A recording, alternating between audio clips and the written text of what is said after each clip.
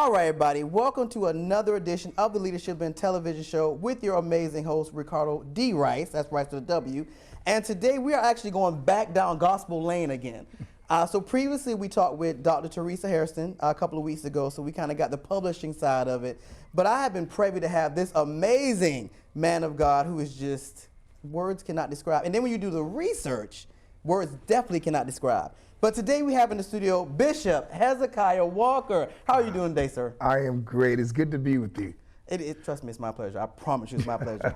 All right, so today we're going to get into all the great things that this man of God is doing. I have deemed him the blueprint of where gospel music is going and advocacy is going as well. So let's start from brass tacks. Let's start from the beginning. Who is Bishop Hezekiah Walker? Wow.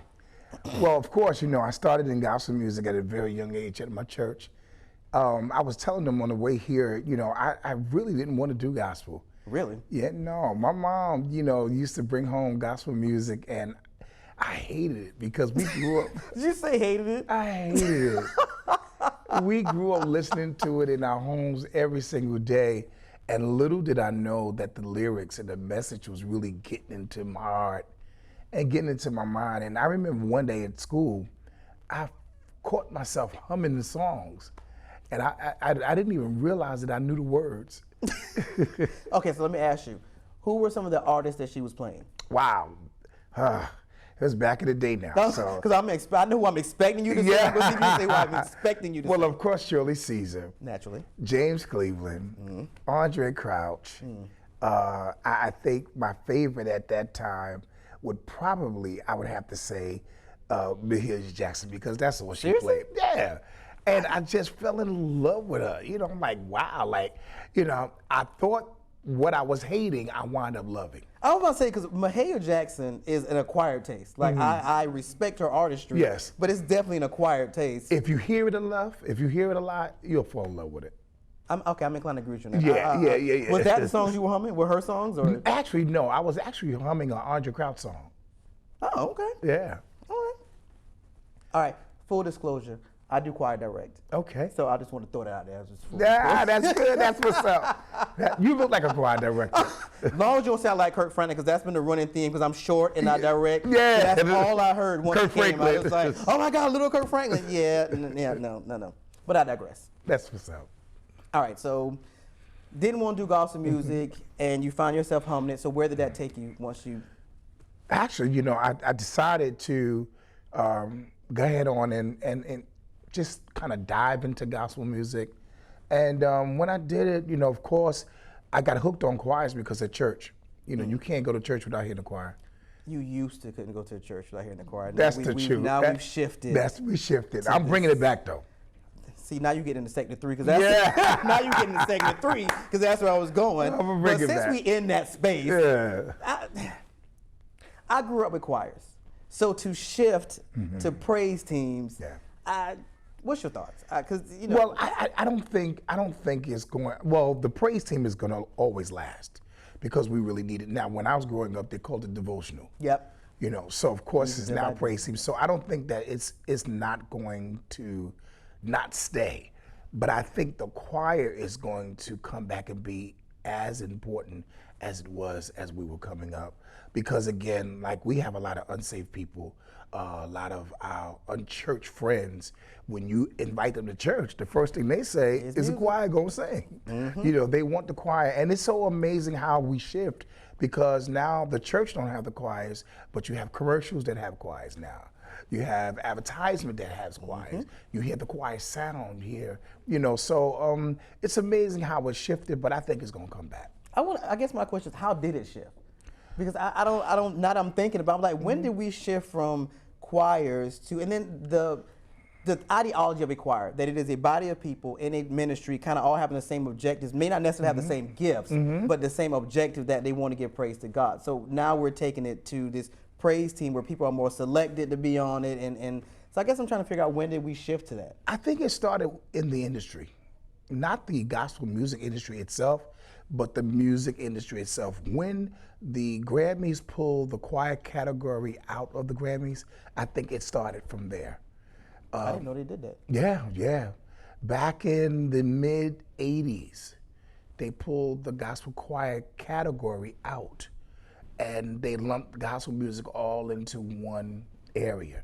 So remember years ago we had the choir, we had the contemporary choir, the traditional choir, but they decided that the choir category was not necessary. And I think it moved from there. And then you had the television shows who felt like the choirs were too big. I was just thinking about that. Yeah, and so they needed like a smaller group. So we as choir directors, we learned how to do what we do with a smaller group. So when the industry saw that we can bring 6, 7 people, it was like, yes. So then it moved from there, and now it moved into the church. Well, let me ask you this, because you've done this. Is it easier financially to travel? I mean, of course it is, but what difference does that make? Like not being able to have the 100 people that are actually in the choir that made the album and just pulling 6 to carry the sound. What is that like? It's a little difficult. It's still difficult for me. I've always had 100 plus. I was about to say, you've always had like huge choirs that carry the And I volume. just love the energy. I love the sound. I love the vibe that we bring. But I had to learn how to reduce it in order to accommodate. Yeah, get engagements. Okay. I was gonna say accommodate, but okay, get engagements works too. Yeah. But you know what? I'm gonna take our first break because now you lead me someplace I wasn't planning on going. So we're gonna take our first break, and when we come back, we're gonna have more with the Bishop Hezekiah Walker on the Leadership and Television Show with your host Ricardo D. Rice.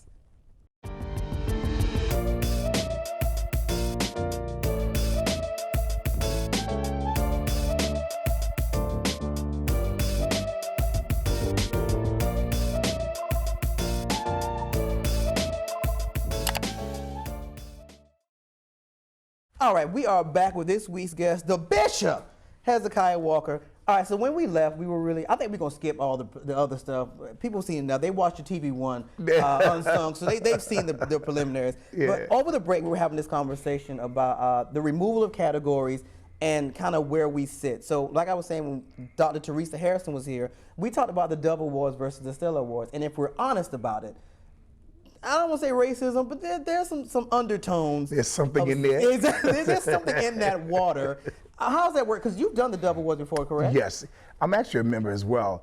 I don't want to get you crucified. No. I love, our Christian music brothers and sisters. I love them. And I think that they, to be honest with you, I think it's just a misunderstanding, misinformation, about who we are and about our culture. And I think if we, don't go and be a part and begin to teach them, they won't know, That's a good angle. I've never even thought about. Okay, so you've done both. You've done the Stella and the Doves. What is the experiences like? Wow. Is there a real difference? I'm very inquisitive, so we be here all day. But what are the experiences like? I think both experiences is something that everybody should experience. I think the Stella Awards, of course, is us. Literally. And so you know exactly what that means. I've done the Stella. Honestly, my first red carpet was the Stella Awards. Okay. So, it's us. And the Dove Awards is them. I knew you was going to say that. The Dove Awards is them. And, and I think I appreciate both sides, because I learned a lot. To be honest with you, on the Dove Award side, I've learned great information that I was able to bring back over to the gospel side and say, look, this is how, we should do things, or this is how it should be done. And I think it's good and I think it's fair. But being over there, I realized that they don't really know a lot about our culture. They only know what they have been taught. And they've been taught about our culture by them. Interesting point. Well, when you think about the artists that get, because we've established that it's kind of invitation only, and only a couple people get those gold tickets. When you think about the people they invite, the CeCe Winans, which I adore CeCe, she's gospel royalty, but when you think about the tonality of our voices and the holistic view of gospel artists, some of the other artists that should have been invited would definitely bring a whole other insight to them as the power of gospel music. So I definitely... Well, you'd be surprised at the teachings, because They really believe. Well, I don't want to say everybody, but most of them really believe that our music is not 100% worship music. They will never really probably say it, on the forefront, but behind closed doors, sitting down in a setting like this, they would ask because they feel like we sing to each other. Really? And we write songs to each other. And so when they say, they feel and they believe that when we write a song to each other, like for instance, I have a song called Better. And if I'm singing to you and not directly to him, it is not 100% worship because you are involved. So that's the problem that they have somewhat with our music, because they feel like, if it's going to be about Christ, it's supposed to be 100% about Christ and nobody else should be involved in it. And so what they consider when we sing songs like, okay, for instance, one of my first songs that I ever wrote that really put me on the map in gospel music is called I'll Make It. They would not consider that song pure worship because I'm talking about myself. That is beyond interesting. So any song that acknowledges our humanism, they won't take as worship. They won't take it as complete worship, because complete worship is when you just directly direct everything to him. But the argument with that is the Psalms is not directly to God all. The song David said in Psalms, clap your hands, all ye people. Facts. Facts. And so there's a lot of songs that tells the people what to do, and you're talking to the people. So I think that is the argument and the struggle that we have when we sit behind closed doors and talk. And they're like, we get the fact, but then the other piece of it is that they don't understand our struggle. They don't understand the culture. You see, and again, once we get over there, we can explain and we can tell them. But that's how we made it as African American people. We sung to one another, Negro spirituals. And we helped each other through the lyrics. And so, but they wouldn't really understand that. That is like a whole nother level of thought that I would have never thought about. Yes. Because when we think about gospel music and what it's been connected to, Negro spirituals and people getting them from the Underground Railroad, it's sacred to us. That's right. So trying to convey that on their stages when they don't understand the history of it. Yeah, because see, their grandkids and their great grandkids are already set up, for college, property. Generational wealth. Yeah, generational wealth. And so what we have to do, we have to encourage each other. Like, we're going to make it. One day we're going to get there. I love that song, by the way. I love that song, by the way. I did not. Okay, you don't blow my mind. Okay, so we're gonna take a break because the bishop's trying to kill me over here with this revelation. We're gonna take our second break, and when we come back, we'll have more with Bishop Hezekiah Walker on the Leadership Bend television show with your host Ricardo D. Rice.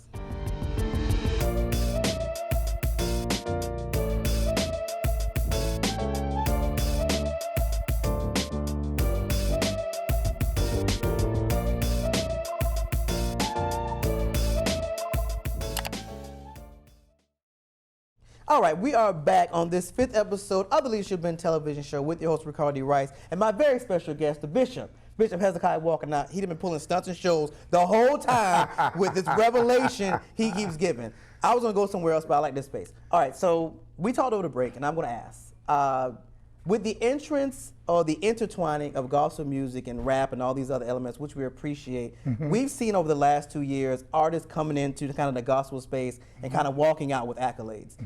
Primarily, I would definitely use Kanye West. His album was amazing, by the way. I have to give him props. But the ideology that they can come in, kind of make a gospel album and just kind of go back to doing what they were doing, where does that sit with you? Well, I think that what we have to do is we probably all have to come back to the table and kind of decide what is gospel and what isn't gospel. Now, again, Kanye did a gospel album, so of course it is categorized as gospel, But I told all of the gospel artists that was a little upset about it that we can't match our fan base with a Kanye West fan base. This is true. So if it's going to come out as a gospel, record, then all of his fan base is going to purchase it, and according to Billboard, it's going to hit the charts. So I think what we have to do is we probably have to come back to the table and fight like country music fight. Now, the truth of the matter is, I don't care what you say, but if you're not country, if you're not a country singer, and if you're not in that genre and you do a country song, they're not putting that song in there. Nope. So I don't know if it's right. I heard someone say the other day that, if it's gospel, it should be for everyone.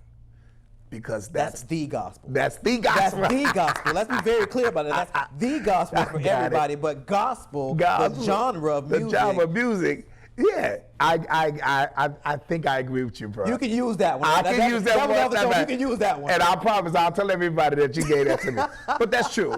I think you're right about that. I think we really have to, because again, we as gospel artists, I've been doing this all my life. Literally. And we work hard. All of the gospel artists out there, we could have done other music, but we have stuck to this. And for that to happen, at the end of the day, our hearts is we want people to get turned on to Jesus Christ at the end of the day. Mm-hmm. So that's how we have to think about it instead of us getting upset about it, because a lot of people, Kanye is winning a lot of people over to the music, So we kind of saying, okay, but at the end of the day, we want to be on the charts as well.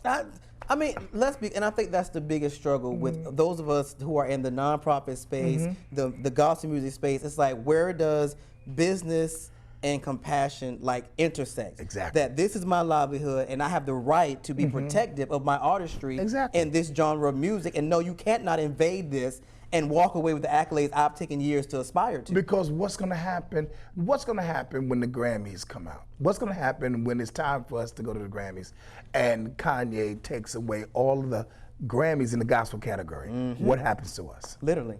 Because that's probably what's going to happen. You guys are already lumped in one category, and dropping Kanye in that bucket is going to alleviate all of y'all because of his following. Exactly. So that absolutely, yeah. There needs to be a conversation. Are you going to lead the conversation? You know what? I want you to lead it. Absolutely You not. call us all on your show. Call all of us.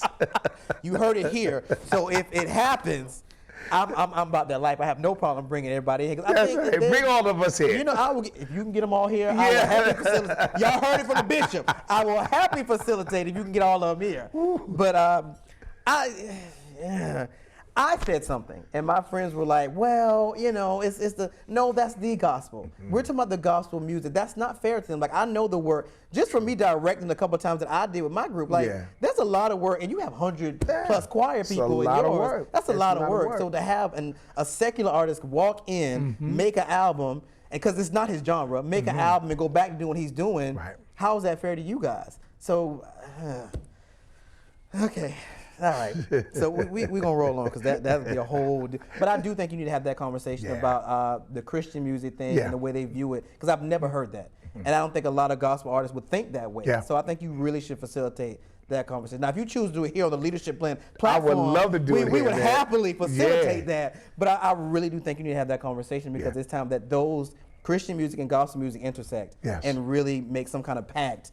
Because the reality is, it's really about resources. The resources that the Dove Awards have versus the resources that the Stellar Awards has, I'm sure is light years apart. You can see it in the production. It's light years apart. So that's a whole nother thing. Yeah, it's a whole other thing. It's a whole other thing. All right, so let's cross over. So you're in school. Tell us about that. Well, I went back to school. I'm in Virginia Union University, and I'm actually loving it. I went there because I wanted to pursue my doctorate degree in theology. And so having gone there was a blessing because it went from me being a student to now having my own, Hezekiah Walker Center for Gospel Yeah, Music. yeah, I read that. Yeah. Okay, so before we actually get in that space, so you started your ministry back in the 90s, correct? And you started with one church and about 8 members, and it grew to what, 1,000? Ooh, wow. It grew like 1,000? It grew so quick. Well over 1,000 people, 2 locations, yeah. Where are you now? Don't you have like 7 churches and some other stuff? Well, Let's now- be very clear about this. Oh, right? listen, Let's be very clear about this. You have done your Look, research. when you come on the Leadership Blend, we having real conversation. You got it. Well, we're now up to 14 churches now. Yeah, so it really grew with I think the church that I'm really most proud of is my church in South Africa, Cape Town. Yeah, I love that church, and it's doing really good. But starting back out in the 90s, started back in 1994 with 8 people, never really understanding what God had, and then it went from that to all of this, and starting back, and it really started from the choir.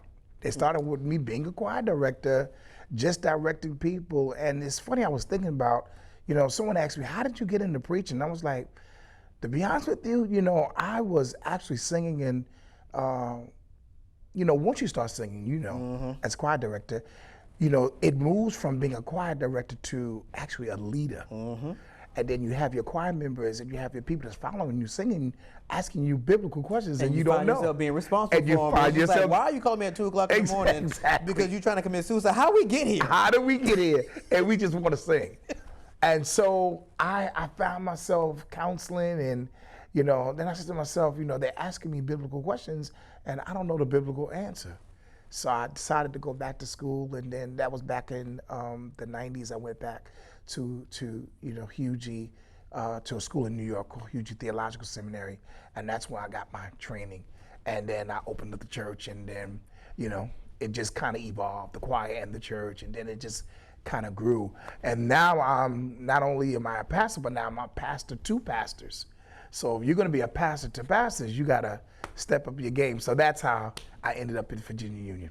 And a whole school, okay, so that's, God knows we need to take a break. You're going to make me make this episode longer. So that was my question. It's not just about the fact that you say these things, it's the fact that you're able to facilitate these things. Because when I was reading about the building they were going to put in your name and then the gospel, was like, no, he really gets it. What is it about gospel music for you? Because when I read it, you were saying that you want to kind of preserve the legacy of gospel music and train this next generation and stuff, which I'm going to throw out there too, that he also has his own record label, which has Kevin Lemons and some other folks on it. So you're just doing so much. I can't. But what is it about gospel music that's curriculum-wise, that's being designed for this particular school?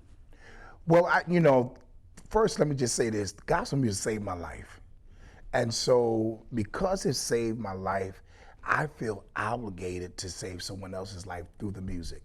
So I put all of that in the curriculum, where people can come, learn about the history of gospel music, also, get training to become an artist. Most people want to know how to become an artist, how to get out there, learn the craft, learn what contracts to sign, learn what contracts not to sign. Literally. Because I've been down that road, signed some bad contracts. Really? Yeah. When I first became an artist, I wanted it so bad. I'll never forget my first contract. I'm not going to mention the record label, but my first contract, I didn't even take it to a lawyer. Oh, God, you just signed it? I just signed Did my you life. read it? I didn't even read it. Oh, Lord. I was just so Lord. happy that I was being signed to this label, and when I tell you, it was the worst mistake of my life. But what they did was, they took my money, but they made me famous. And that's what turned the whole game for me, because I got so famous until they couldn't do nothing with me. And then after I learned the business, and after I started reading the contracts and reading books on the music industry, I had one up on them. So, yeah. That's a good place to take our last break. All right, so we're going to take our last break, and when we come back, we'll have more with the Bishop on the Leadership Blend television show with your host, Ricardo D. Rice.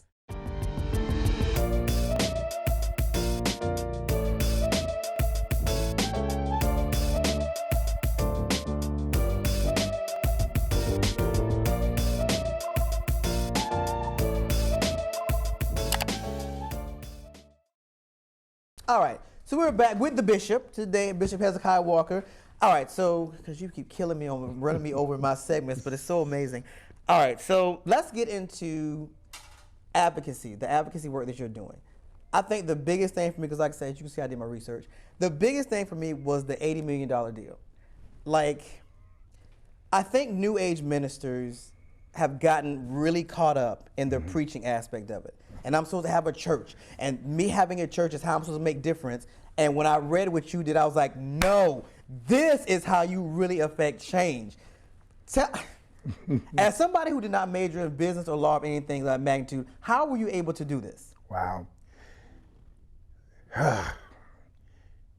I was really reluctant because just as you just said, the mindset of the preacher is to captivate the hearts and people in the community through the church.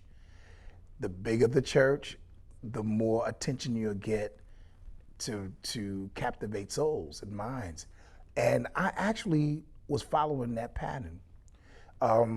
There's a piece of property that when I first started my choir, we was renting out this particular property, this building, and to make a long story short, after a few years, the property fell into my lap. And I actually was able to buy the property.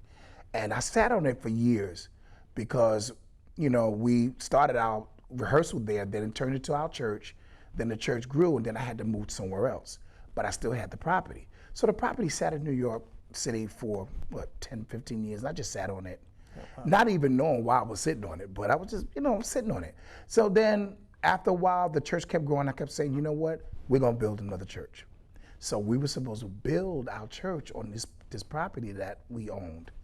And one day the Lord spoke to me and said, don't build a church. And I was like, how am I gonna go back and tell the congregation that we're not building the church? And the Lord said, how you're gonna reach people is that you're gonna build housing. And so, of course, the preacher side of me is like, I want to build a church like Bishop Jakes, that's the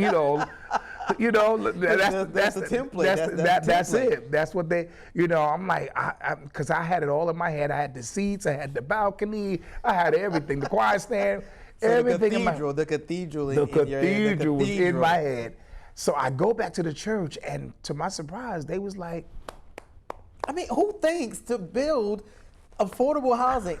Especially, that is the topic of conversation in Atlanta, is how people are being priced out of the city. Yes. So when you say affordable housing, like, it's almost like a myth. It's like affordable housing. Your idea of affordable housing is $1,100 a month. That's not affordable housing for people whose wages have not gone up against inflation over the last 10 years. That's true. So when I read this, it was like, amazing. My God. And the idea came to me, and I go back to the church to say, we're gonna do this.